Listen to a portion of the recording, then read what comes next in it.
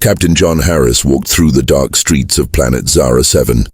The alien marketplace was broken and empty. Trash covered the ground. Hungry faces watched him from the shadows. John was here for a simple trade mission. Nothing more. He wanted to finish his work and leave this sad planet quickly. Suddenly, small hands grabbed his leg. John looked down. A tiny alien child stared up at him. The child was very thin. Her big eyes were full of tears. Her clothes were torn and dirty. "Please, human," the child whispered. Her voice shook with fear. "Please, marry my mother." John froze. He could not believe what he heard. "What?" John asked softly. The child started crying. "My mother is dying. We have no food. No one helps us. Please, sir, if you marry her, the law says she can live. She can eat. She can work." John felt his heart break. What kind of terrible world was this? The child's name was Kira. She was only 6 cycles old. That was like 6 years on Earth. "I am sorry, little one," John said gently. "But I cannot just—" "Please," Kira cried louder. "Mother has not eaten in 5 days. I found scraps in the trash, but it is not enough. She is so weak. She cannot even stand now." John looked around the marketplace. Other aliens watched them, but no one came to help. No one cared about this starving child and her dying mother. John's mind raced. This was not his problem. He should walk away. He had his own mission, his own life. But when he looked into Kira's desperate eyes, he could not move. "Please just meet her," Kira begged. "Just see her once. Then you can decide." John felt something pull at his heart, something he could not ignore. He took a deep breath. "Okay," John said quietly. "Take me to your mother." Kira's face filled with hope. She grabbed John's hand and pulled him forward. They walked through narrow, dark alleys. The buildings were falling apart. Water dripped from broken pipes. They stopped in front of an old, damaged building. The door hung loose on broken hinges. Kira pushed it open. Darkness filled the inside. "Mother," Kira called softly. "Mother, I brought help." A human came. A weak voice answered from the darkness. "Kira, my sweet child, did you really find someone?" John stepped inside. The room was cold and empty. No furniture, no food, nothing. Then he saw her. A woman lay on a pile of old cloth in the corner. She was so thin. Her skin was pale. Her breathing was slow and painful, but her eyes were still strong, still full of love for her daughter. John knelt down beside her. He opened his pack and took out water and food. "Here," he said. "Drink this." The woman tried to push it away. I cannot take this. I have no husband. The law forbids." "I do not care about your law," John said firmly. "You are dying. Your daughter is starving. Take the food." Tears rolled down the woman's face. She drank the water slowly. She ate small bites of food. Kira watched with bright, hopeful eyes. "Thank you," the woman whispered. Her name was Zara. "But this will not save us. Tomorrow the inspectors will come. They will see this food. They will know I broke the law. They will take Kira away from me." John felt anger rise in his chest. What kind of evil law is this? Zara closed her eyes. "When my husband died in the war, I became invisible. Women without husbands cannot work, cannot own property, cannot buy food. We are nothing." "That is wrong," John said. "Yes," Zara agreed, "but it is still the law." Suddenly, loud footsteps echoed outside. Heavy boots on stone. Then came the banging. Hard fists hitting the door. "Food inspectors. Open this door now." Kira screamed and ran to her mother. Zara tried to sit up but fell back, too weak to move. John looked at the food in Zara's hands. If the inspectors saw it, Zara would go to prison. Kira would be left alone. The door shook with more violent banging. John made a choice. A crazy, impossible choice. He looked at Zara. "Tell them I am your husband." "Right now," Zara's eyes went wide. "But that is a lie. If they find out, would you rather die honest?" John asked. "Or live for your daughter?" The door began to crack open. Zara looked at Kira. Then she looked at John. "I choose life," she whispered. The door exploded inward. 3 tall alien inspectors entered the dark room. Their eyes scanned everything. They looked at the food, at Zara, at John. The lead inspector was tall and cruel-looking. His name was Vrek, a human. Vrek said slowly. His voice was cold. "Here with a widow?" John stood up tall. He moved between the inspectors and Zara. "I am her husband," John said clearly. "Is that a problem?" Vrek's eyes narrowed. A dangerous smile crossed his face. We shall see about that, human. We shall see. Inspector Vrek walked slowly around the small room. His cold eyes looked at everything. He looked at the food. He looked at Zara lying weak on the floor. He looked at little Kira hiding behind John. So, Vrek said with a cruel smile, a human married a Zarian widow. This is very unusual. John stood still. He kept his face calm, but inside his heart was beating fast. Why is it unusual? John asked. Love has no boundaries. Vrek laughed. It was not a kind laugh. Love. You expect me to believe that? Believe what you want, John said. But I am her husband. That is the truth. Vrek stepped closer to Zara. He looked down at her with disgust. And you, widow, when did this marriage happen? Zara's voice was weak but clear. 3 months ago. At the water station, Vrek's eyes narrowed. 3 months? Then why did you not register the marriage? John answered quickly. We wanted a private ceremony first. We plan to register next week. How convenient, Vrek said. He did not believe them. Another inspector stepped forward. He was shorter but looked mean. Sir, if they are lying about marriage, the punishment is death. For both of them, Kira gasped. She grabbed John's leg tightly. John felt the little girl shaking with fear. He put his hand on her head gently. Do not worry, he whispered to her. Everything will be okay, but John was not sure if that was true. Vrek smiled again. That terrible smile. I think you are lying, human. And I will prove it. How? John asked. We have tests, Vrek explained. Tests that prove if a marriage is real or fake. If you pass, you live. If you fail... He looked at Kira. The child becomes property of the state. No, Zara cried. She tried to stand but was too weak. She fell back down. John knelt beside her. Stay down. Save your strength. Then he looked up at Vrek. Give us your tests. We will pass them all. Vrek nodded to the other inspectors. Very well. Let us begin. The first inspector took out a small device. It looked like a scanner. Test 1, Vrek announced. The memory test. You must tell me exactly how you met. Every detail. If your stories do not match, you fail. John's mind worked quickly. He needed to create a story, a believable story, and somehow Zara needed to know it too. I met Zara at the water station, John began. It was early morning. The sun was just rising. She was carrying 2 large water containers. John paused. He looked at Zara. He tried to send her a message with his eyes. Please understand. Please follow my story. One of the containers slipped from her hands. John continued. It fell and broke. Water spilled everywhere. Other people walked past her. No one stopped to help. Zara watched John carefully. She understood. She nodded slightly, but I stopped, John said. I helped her pick up the pieces. I gave her water from my own container. We talked. She told me about Kira, about her husband who died, about how hard life had become. John took a breath. I came back the next day, and the next, every morning for 2 weeks. We talked more. We became friends then, more than friends. Vrek turned to Zara. Is this true, widow? Zara closed her eyes. She remembered her real husband, the man she truly loved, the man who died in the war. She felt pain in her heart, but then she felt Kira's small hand touching hers. Her daughter needed her. Her daughter needed to live. Zara opened her eyes. Yes, she said softly. Every word is true. He was the first person to show me kindness in 2 years. A tear rolled down her cheek. It was not a lie completely. This human had shown her kindness, real kindness. Vrek looked at his scanner. It showed their heart rates, their breathing, signs of lying. But both John and Zara believed their own story in that moment. The scanner showed truth. Vrek frowned. Very well. You passed test 1.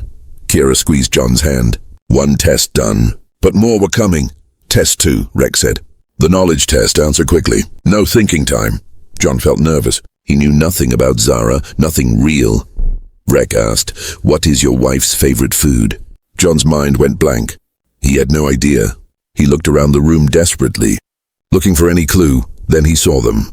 Small dried flowers near Zara's sleeping area. Desert flowers, the kind that only grew in the hot wastelands. John remembered something. On many planets, people who loved desert flowers also loved desert honey. It was a common connection. He took a chance. A guess, sweet root soup, John said. With desert honey. Silence filled the room. Vrek stared at John, then at Zara. Well, widow, Vrek demanded. Is he correct? Zara's eyes filled with tears. Real tears this time. Not from sadness, from surprise. Sweet root soup with desert honey was her favorite food. Her mother made it for her when she was a child. Before the war. Before everything became dark. How did this human know? Was it just luck? Or was it something more? Yes, Zara whispered. Her voice shook with emotion. That is my favorite. Even Rek looked surprised. His scanner showed complete truth. Impossible, the other inspector muttered. That was just luck. Luck or not, Rek said slowly. He answered correctly. He did not look happy about it. John breathed out slowly. 2 tests passed. His lucky guess had saved them. Final test, Rek announced. The touch test. This one cannot be faked. Rek explained the test. Zarian marriage creates a bond. A real bond. When married Zarians touch, their body temperature rises. The skin warms. It is biology. It cannot be faked or forced. He pointed at John and Zara. Hold hands. Now, if you are truly married, her skin will warm to your touch within 60 seconds. If not, you both die. John moved to Zara. He knelt beside her. He reached out his hand. Zara looked at him. This strange human who chose to help them. Who risked his life for people he just met. I'm sorry, she whispered to him. Sorry for dragging you into this. Do not be sorry, John said quietly. Just trust me. He took her hand. Her hand was ice cold, weak, dying. Rek pulled out a temperature scanner. He pointed it at their joined hands. 60 seconds. Starting now. The other inspectors watched closely. Kira held her breath. 10 seconds passed. Nothing changed. 20 seconds. Still cold. 30 seconds. Zara's hand remained ice cold. Rek smiled. You are failing, human. 40 seconds left. John held Zara's hand tighter. He did not let go. He looked into her eyes. Think of Kira, John whispered. Think of her smile. Think of her future. Think of her alive and happy. Zara's eyes focused on her daughter. Her beautiful, brave daughter. 50 seconds. Something changed. Something small. Zara felt warmth. Not from her body. From her heart. From hope. From the will to live. Her skin began to warm. The scanner beeped. Temperature rising, the inspector reading it said. He sounded shocked. Rek stepped closer. Impossible! But the scanner did not lie. Zara's hand was warming.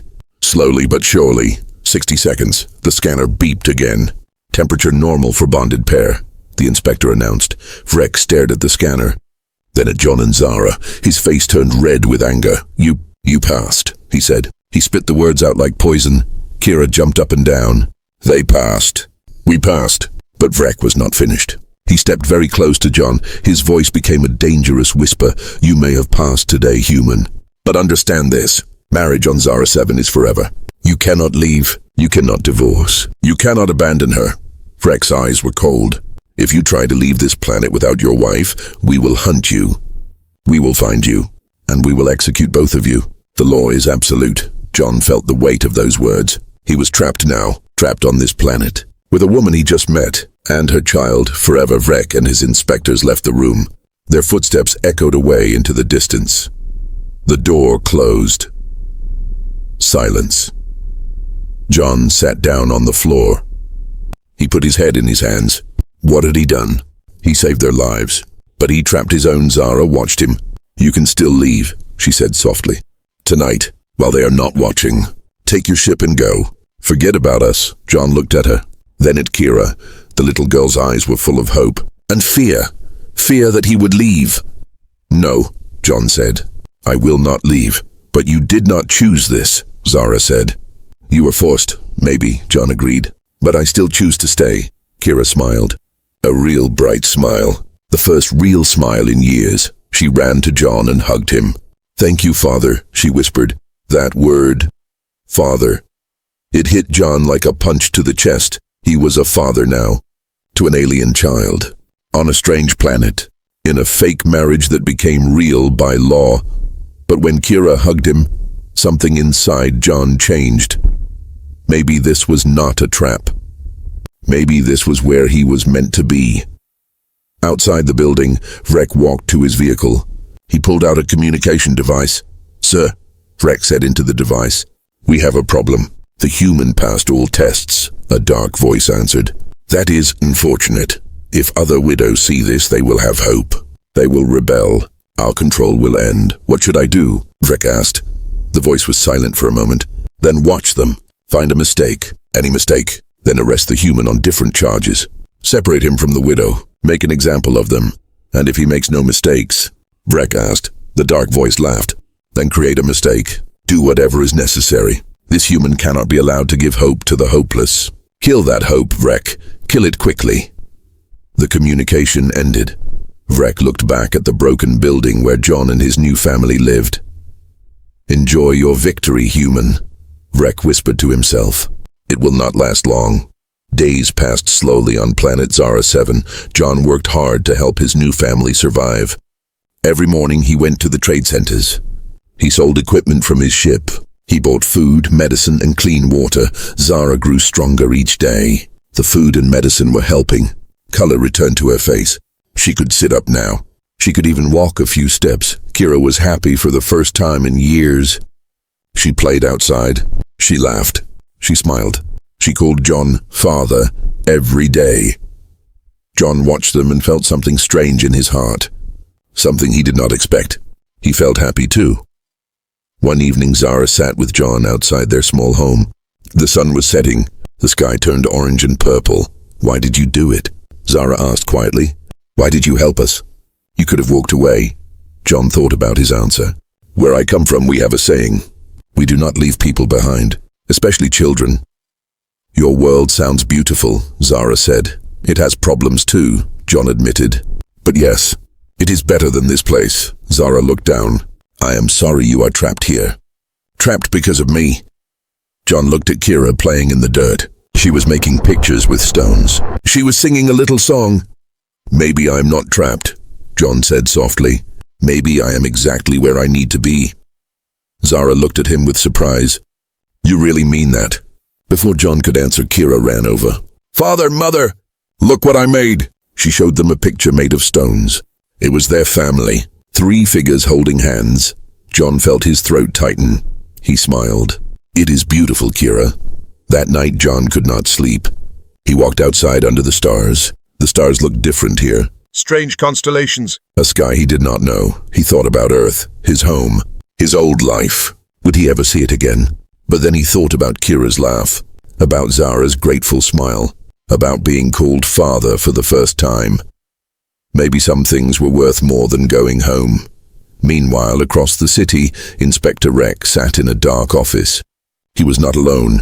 5 old aliens sat around a table. They wore expensive robes. Their faces were cold and cruel. These were the Council of Elders, the rulers of Zara 7. This human is a problem, the eldest one said. His voice was like ice. He threatens everything we built. How? Another elder asked. He is just one man. That is exactly the problem, the first elder explained. He is one man who showed kindness.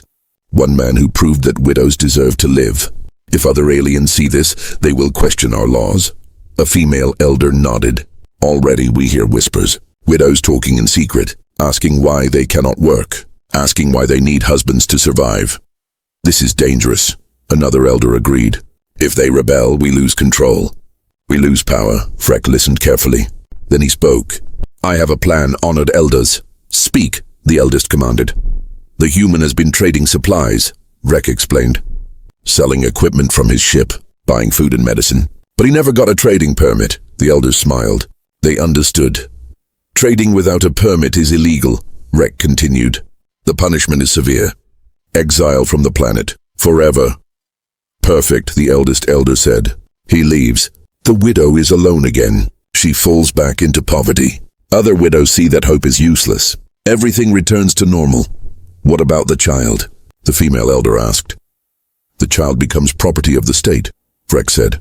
As the law requires for children of criminals, the elders nodded in agreement.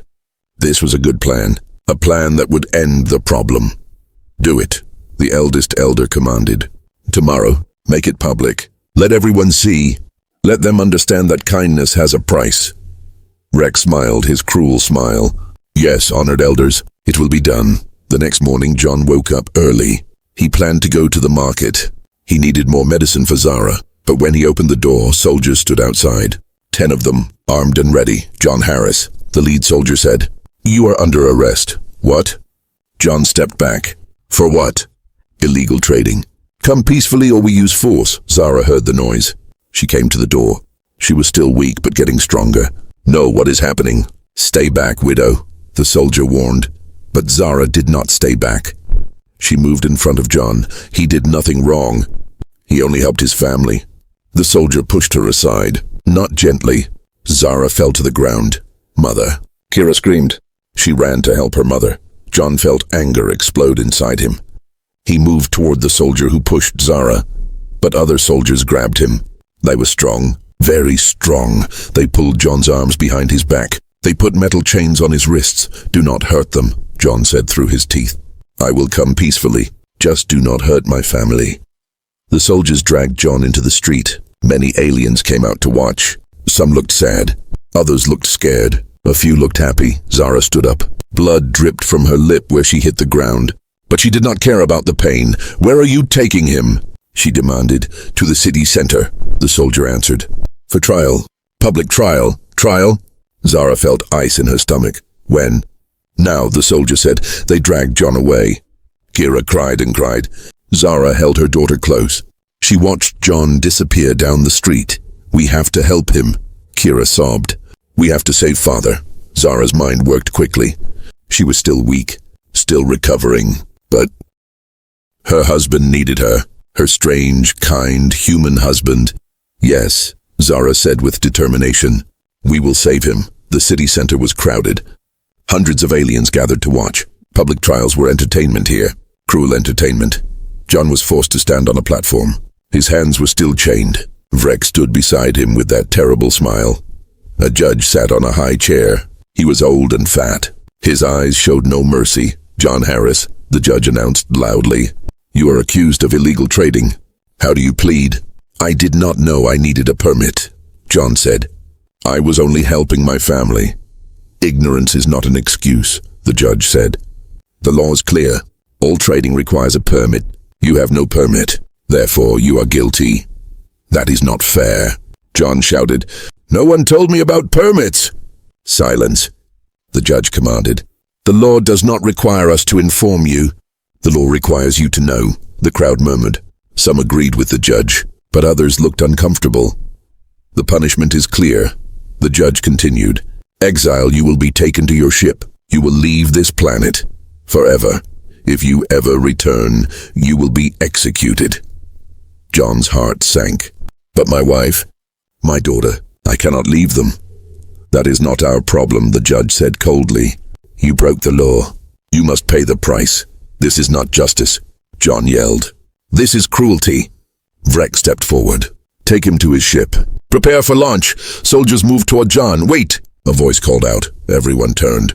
Zara pushed through the crowd. She was breathing hard. Running had taken all her strength. But she made it. Kira was with her, holding her hand. "That is my husband," Zara shouted. "You cannot take him." "Step back, widow," Vrek warned. "This does not concern you. It concerns me completely." Zara climbed onto the platform. She stood beside John. "If he broke a law, then I broke it too. We are married. What he does, I do," the judge frowned. "That is not how the law works." "Then your law is wrong," Zara said, loud and clear for everyone to hear. The crowd gasped. No one spoke against the law. "Not openly. Not like this. You dare challenge our laws?" the judge asked. His face turned red with anger. "Yes," Zara said. "I dare. Your laws say I am nothing without a husband. But this human showed me I am something. I am a person. I am a mother. I deserve to live." More gasps from the crowd. But this time some aliens nodded. Some whispered agreement. Vrek looked nervous. This was not going as planned. Another voice called out. An old widow stepped forward. "She is right. The laws are cruel." Then another widow. "My husband died. I have done nothing wrong. Why do I starve?" More voices joined. More widows. More people who suffered under the cruel laws. "We deserve better. Change the laws. Let the human stay." The crowd was growing angry. Vrek looked at the soldiers. The soldiers looked at the growing crowd. There were too many people. Too much anger. The judge stood up. "Silence. This is a court of law." But the people did not stop. They kept shouting, kept demanding change. Suddenly a loud alarm sounded across the city. A warning siren, loud and terrible. Everyone stopped shouting. They looked up at the sky. 3 large ships appeared above the city. "Warships from another planet," a voice boomed from the ships. It spoke in the Zarian language. People of Zara 7, your government has been charged with crimes against peace. Surrender now or face attack. Panic filled the city center. People ran in all directions. The trial was forgotten. Explosions echoed in the distance. The warships were bombing government buildings. The judge ran away. The elders ran away. Even some soldiers ran away. In the chaos, John's chains broke loose. One of the running soldiers dropped the key. Zara grabbed it and unlocked John's chains. We have to run, John said. He picked up Kira. He held Zara's hand. They ran through the panicking crowd. Smoke filled the air. Buildings were burning. The corrupt government was finally facing justice. John led them toward the spaceport. His ship was there. If they could reach it, they could escape. They could leave this nightmare planet forever. But Rek appeared in front of them. He held a weapon. A plasma gun. You are not leaving, human, Rek said. His eyes were wild with anger. You destroyed everything. Our system, our control, our power. John pushed Zara and Kira behind him. Your system was evil. It deserved to be destroyed. One human cannot change a whole world. Vrek screamed. No, a voice said behind Rek. But many can. Vrek turned. Dozens of widows and their children stood there. They had followed John and Zara. They were not afraid anymore. You took our husbands in your wars, one widow said. Then you punished us for losing them. No more. We stand with the human, another said. We stand with Zara, we stand together. Rek was surrounded. His hand shook. He pointed the weapon at John. His finger touched the trigger. Time seemed to slow down. Then Rek lowered the weapon. His shoulders slumped. His cruel smile was gone. Go, he said quietly. All of you go, I am tired of being evil. Rek dropped his weapon and walked away into the smoke. A broken man who finally saw the truth. John, Zara, Kira, and the other widows ran to the spaceport. Freedom was close. So very close. But John looked at all the faces. All the families who followed him.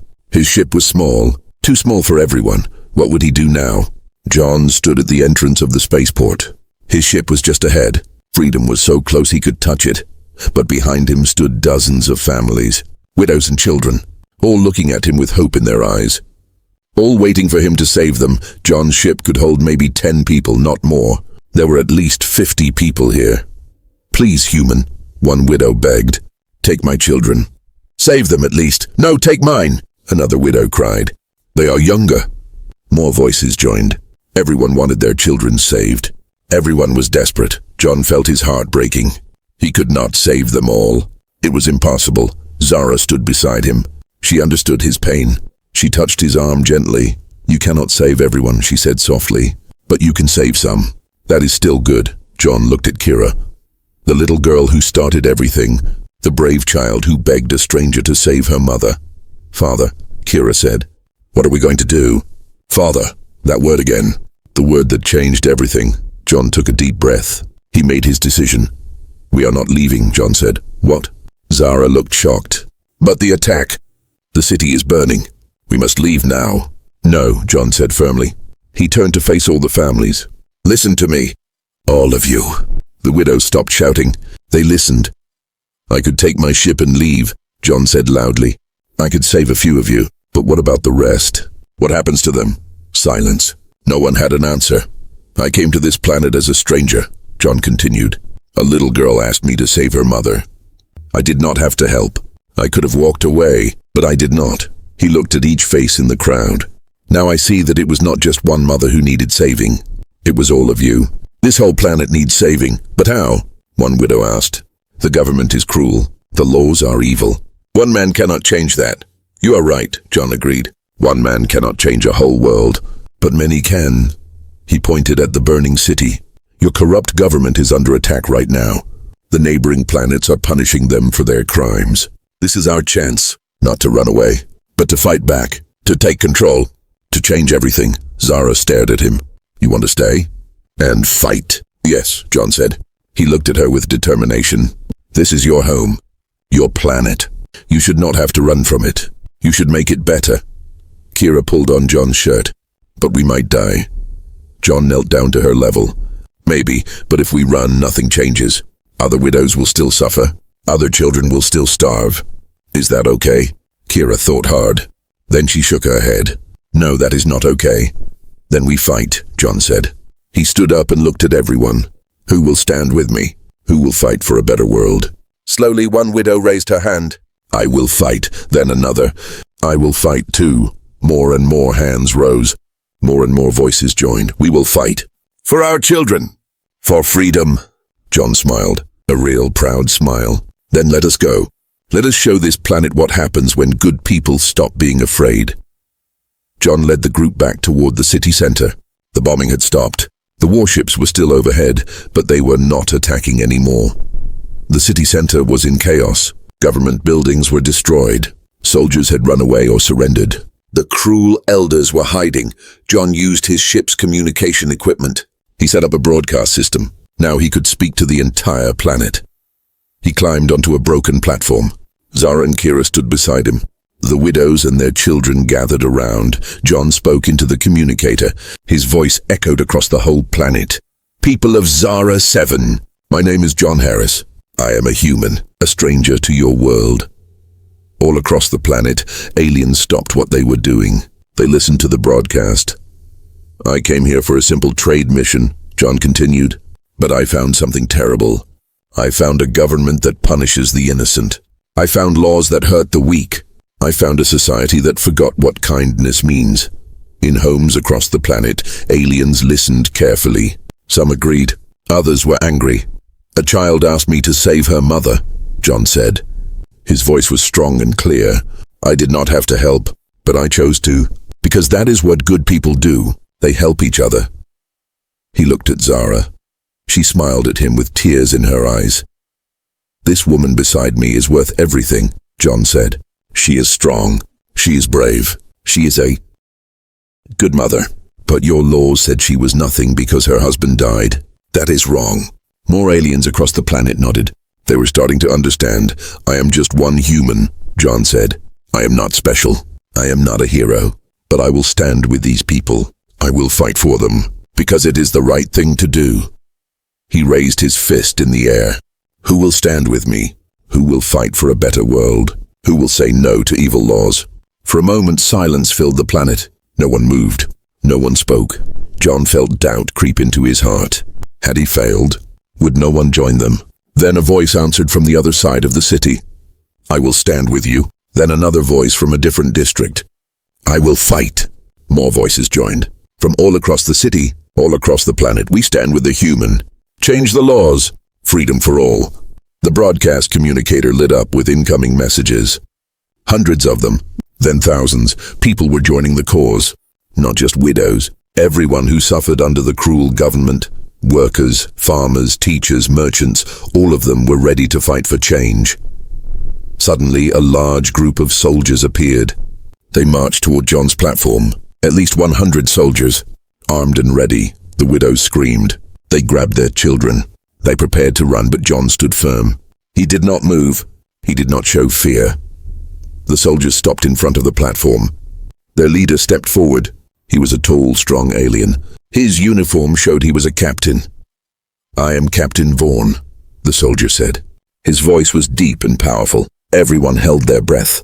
Would the soldiers attack? Captain Vaughn looked at John, then at Zara and Kira, then at all the widows and children. Then Captain Vaughn did something no one expected. He removed his helmet. He placed it on the ground. He knelt down. I lost my sister to these evil laws, Captain Vaughn said. His voice shook with emotion. She was a widow. She starved to death. I could not save her. The law would not let me. He looked up at John with tears in his eyes. You saved families that I could not save. You did what I was too afraid to do. Captain Vaughn stood up. He turned to his soldiers. Men, we have served an evil government for too long. No more. Today we serve the people. The soldiers looked at each other. Then, one by one, they removed their helmets. They placed them on the ground. We serve the people. They shouted together. John felt relief flood through him. They had an army now, a real chance to win. More people came to the city center. More soldiers switched sides. More citizens joined the cause. Within hours, a full revolution was happening. The corrupt government was falling apart. The elders tried to escape, but the people caught them. The people brought them to the city center, the same place where they held cruel trials. Now the elders would face their own trial, a fair trial. With the people as judges, John stood before the captured elders. They looked small now, not powerful, just old and scared. You made laws that hurt innocent people, John said. You punished widows for losing their husbands. You let children starve. You created suffering where there should have been help. The eldest elder tried to speak. We were maintaining order. You were maintaining power, John interrupted. Your own power, your own wealth, while others suffered. He looked at the crowd. Thousands of people now filled the city center. What should we do with them? Execute them. Some people shouted, make them suffer like we suffered. Others yelled, but Zara stepped forward. She raised her hand for silence. No, she said. If we kill them, we become like them. We become cruel. We become evil. She looked at the elders. Put them in prison. Let them live with their shame. Let them see the new world we build. The better world. The world they tried to stop, the crowd murmured. Some agreed. Some wanted more revenge. Captain Vaughn stepped forward. The widow is right. We must be better than they were. Justice, not revenge. Slowly the crowd agreed. The elders would go to prison. They would live, but they would never have power again. As the sun set that day, John stood on a hill overlooking the city. Zara stood beside him. Kira sat between them. We did it, Zara said softly. We actually did it. No, John corrected. You did it, all of you. I just gave you courage to try. Zara leaned her head on John's shoulder. You gave us more than courage. You gave us hope. Kira looked up at them. What happens now? John smiled. Now we build. We create new laws, fair laws. We make sure everyone has food. Everyone has work. Everyone has value. Will it be hard? Kira asked. Very hard, John admitted. Building is always harder than destroying, but it will be worth it. Across the city, people were already starting. They were clearing rubble, organizing food distribution, planning new schools, creating a new government, a fair government. Captain Vaughn approached them. John Harris, the people want to make you leader. They want you to be the new governor. John shook his head. No, I am not from this world. This is not my place to lead. Then who? Vaughn asked. John looked at Zara. Someone who understands suffering. Someone who knows what needs to change. Someone who will never forget where they came from. Zara's eyes went wide. Me? But I am just a widow. I have no experience. You have more experience than anyone, John said. You know what it is like to be powerless. You will never let others feel that way. Captain Vaughn nodded. The widow governor, I like it. The people will like it too. Zara looked scared, but Kira took her hand. You can do it, mother. I believe in you. Zara looked at her daughter, then at John, then at the city full of hope. Okay, she said. I will try. We will build something better. Together. But that night, while everyone celebrated, a shadow moved through the ruins. Inspector Rek had not run away like the other officials. He watched from the darkness. He watched John and Zara. He watched the revolution succeed. His hand touched a hidden weapon. Anger burned in his heart. You took everything from me, Rek whispered to himself. My position, my power, my purpose. He raised the weapon. He aimed it at John's back. One shot. That is all it would take. Kill the human. The revolution would fall apart without him. Rek's finger touched the trigger. But then he saw Kira. The little girl was laughing. Really laughing. Happy and free. Rek remembered his own daughter, long dead, killed in the wars that created all these widows. His hand began to shake. The weapon lowered. I'm tired, Rek said to the empty air. So very tired of being evil. He dropped the weapon. He walked away into the night, away from the city, away from his old life. No one saw him leave. No one knew how close death had come. The celebration continued. Hope filled the air. A new world was being born. But somewhere in the darkness, danger still watched, waiting for another chance. 1 year passed. The city looked completely different now. Clean streets replaced the dirty alleys. New buildings stood where ruins once were. Markets were full of food and life. Children played freely in parks that did not exist before, and everywhere, people were smiling. John walked through the same marketplace where he first met Kira, but now it was beautiful, colorful, full of hope. He stopped at a fruit stand. The seller was an old widow. She smiled when she saw him. Captain Harris, she said warmly, please take these fruits, free, for everything you did. John shook his head kindly. No, please. Let me pay. You worked hard for these. The widow's eyes filled with happy tears. A year ago I could not work at all. Now I have my own business. Because of you. Not because of me, John said. Because you were always strong. You just needed a chance. He paid for the fruits and continued walking. Everywhere he went, people waved at him. Children ran up to hug him. He was a hero to them. But John did not feel like a hero. He felt like a man who made one good choice. And that choice changed everything. He arrived at the government building. It was rebuilt now. Beautiful and open. Not dark and scary like before. Inside, Zara sat at a large desk. Papers covered the surface. She was working hard as always, but she looked different now, healthy, strong. Her hair was long and beautiful. Her eyes sparkled with life. She wore the robes of a governor with pride. Busy day? John asked from the doorway. Zara looked up and smiled. That smile still made John's heart warm.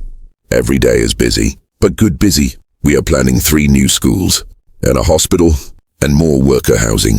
John sat down across from her. You are doing amazing things. We are doing amazing things, Zara corrected. I could not do this without you. You could, John said honestly. You are stronger than you know. Zara reached across the desk and took his hand. Maybe, but I am glad I do not have to find out.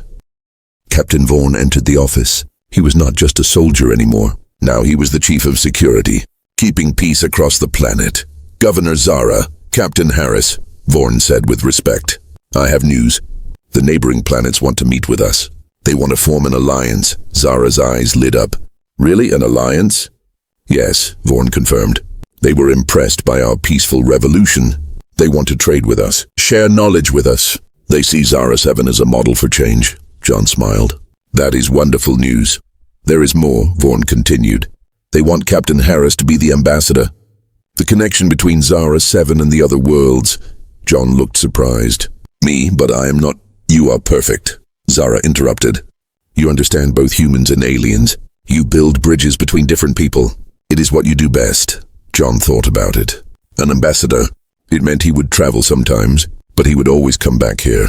To his home. To his family, I accept, John said. If that is what the people need. Vaughn nodded with approval. Good. The first meeting is in 3 days, on the planet Valoria. Their leaders want to meet the human who started a revolution with kindness.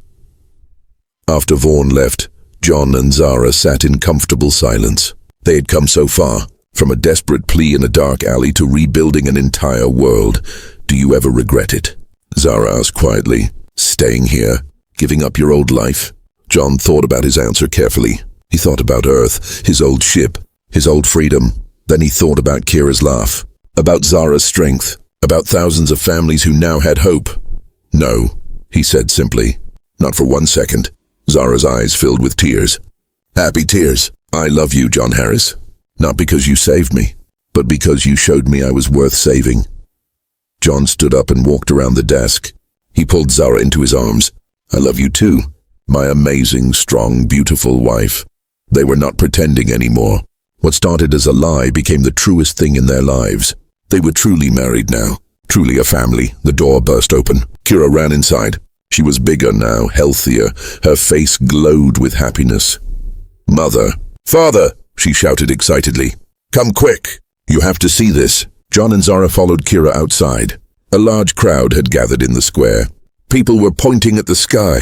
John looked up. His breath caught in his throat. Ships, dozens of ships, coming down from orbit. But not warships this time. Trade ships, transport ships, ships from many different planets. They are coming, Kira said with wonder. All the planets are coming to visit us. Captain Vaughn appeared beside them. Word spread across the galaxy. About Zara 7, about the widow who became governor, about the human who chose kindness over safety. Everyone wants to see the miracle planet. Tears rolled down Zara's face. We are not alone anymore. No, John agreed. You were never alone. You just did not know it yet. The ships landed in the new spaceport. Ambassadors from 12 different planets stepped out.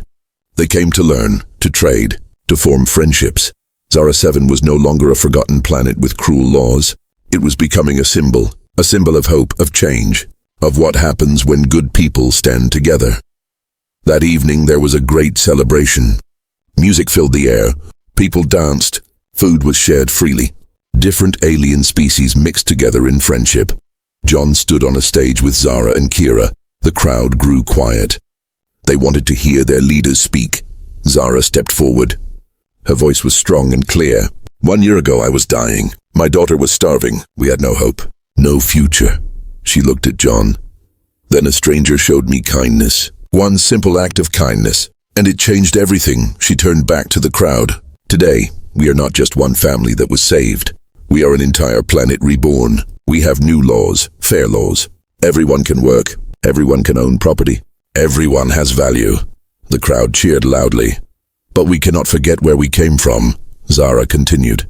We cannot forget the suffering. Because if we forget, we might let it happen again.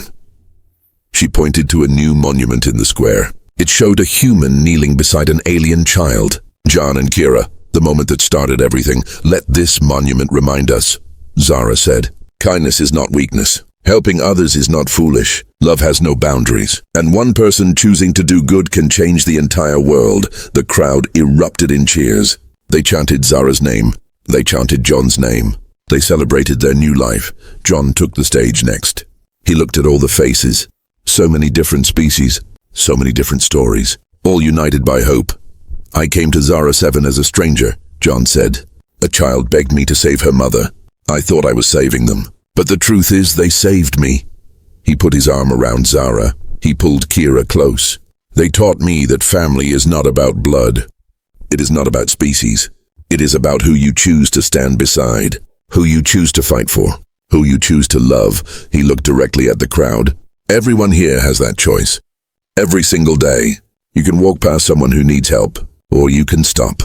You can reach out. You can be the difference between despair and hope. John's voice grew stronger. And when enough people make that choice, when enough people choose kindness, the whole world changes. That is what happened here. That is what we proved. The crowd was silent now, listening to every word. So I ask you, John continued, when you leave here tonight, remember this. You have the power to change the world. One kind act at a time. One person at a time. Will you use that power? The crowd roared their agreement. Yes, we will. We promise. As the celebration continued, John, Zara, and Kira walked away from the noise. They climbed a hill overlooking the city, the same hill where they stood a year ago, but everything looked different now. Lights sparkled below. Music drifted up. Laughter echoed through the streets. It is beautiful, Kira whispered. Our home is so beautiful now. Zara hugged her daughter close. Yes, my sweet child, and it will only get better. John looked at the stars above. Different constellations, a sky that once felt strange, but now it felt like home. Do you think about Earth? Zara asked softly. Do you miss it? Sometimes, John admitted. But home is not a place. Home is people. And my people are right here. He looked at his wife, his daughter. His family. I am exactly where I belong, Kira smiled. Tell me the story again, Father. About the day we met, John laughed. You never get tired of that story. Never, Kira said. It is my favorite. So John told the story. How a brave little girl asked a stranger for help. How that stranger took a chance. How one choice led to a revolution. How kindness defeated cruelty. How love conquered fear. And as he spoke, ships continued to arrive from across the galaxy, all coming to see the miracle, all coming to learn the lesson, that even in the darkest places, even when all hope seems lost, one person choosing to care can light up the entire universe. Far away, on a distant moon, Inspector Rek sat alone. He watched a broadcast of the celebration on Zara 7. He saw John and Zara. He saw the happy crowds. A tear rolled down his face, not from anger anymore, from regret and from hope. Maybe, he whispered to himself, maybe it is not too late for me too. He stood up. He looked at the stars. Somewhere out there was a planet that needed help, someone who needed kindness. Perhaps he could be the one to give it. Perhaps he could finally do something good. Back on Zara 7, the celebration continued into the night. John held Zara close as they danced under the stars. Kira laughed with her friends nearby, and in that moment, everything was perfect. Not because there were no problems left.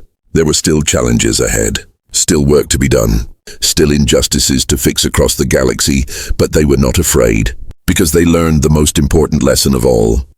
When good people stand together, nothing is impossible. When kindness leads the way, darkness cannot win. And when one person chooses to help another, the entire universe becomes a little bit brighter. John looked at his wife. His partner, his equal. "Thank you," he said softly. "For what?" Zara asked. "For letting me be part of your story. For making me a father. For showing me what real strength looks like." Zara smiled. "Thank you for stopping. For listening to a desperate child. For choosing us when you could have walked away." They kissed. A real kiss. Full of love and promise and hope for the future. Kira looked up at them. "I'm glad I found you that day, Father. I am glad you said yes." John knelt down and hugged her. "I am glad too, my brave daughter. You changed my life. You changed everyone's life." The three of them stood together on the hill. A human Azarian and their child, a family that should not exist according to the old laws, but a family that proved those laws wrong. And as the first sun began to rise over Zara 7, painting the sky in beautiful colors, they knew one truth with absolute certainty. This was just the beginning of something wonderful, the beginning of a better world, the beginning of a future where kindness always wins, where love has no boundaries, where family means everything, and where one simple choice to help another can echo across the stars forever. The end.